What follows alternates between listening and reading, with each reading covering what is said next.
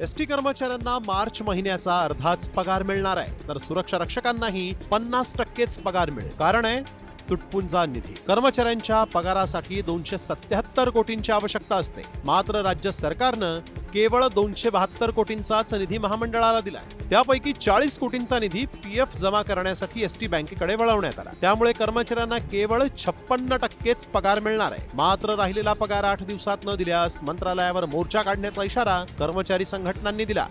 जो झारीतला शुक्राचार्य मंत्रालयात बसलाय त्याच्या ऑफिसवरती आंदोलन केलं पाहिजे आणि तशी भूमिका नक्की करू.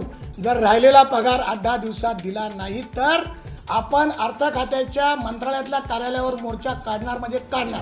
आधीच एसटी कर्मचाऱ्यांना कमी पगार असल्यामुळे त्यांची अवस्था दयनीय आहे. त्यात अर्ध्या पगारामुळे त्यांच्या जखमेवर मीठ चोळलं गेलंय. एकेकाळी सर्वांचीच लाडकी असलेली लालपरी आर्थिक धोरणांमुळे अक्षरशः भिकारी झाली आहे.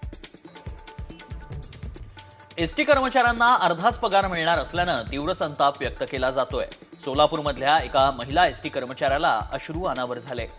लाडक्या बहिणींना पैसे देता मात्र आमचा पगार कापता, अशा संतप्त भावना एसटी कर्मचाऱ्यांनी यावेळी बोलून दाखवल्या.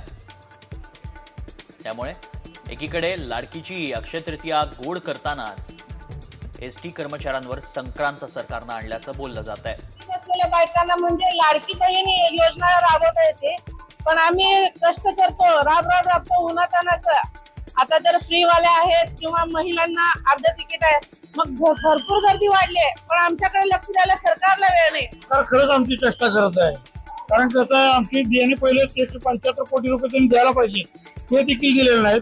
त्यातून माझ्या सर्व्हिसमध्ये पूर्णपणे पहिल्या वेळेस असं केलं की त्यांनी आमची चेष्टा केली की 56% मी न ऐकलेला आकडा त्यांनी दिला आम्हाला, की जेथून 100% त्यांनी आमची पगार न चुकवता 7 तारखेला द्यायला पाहिजेत त्यांनी, पण ते पण वेळेत देत नाहीयेत.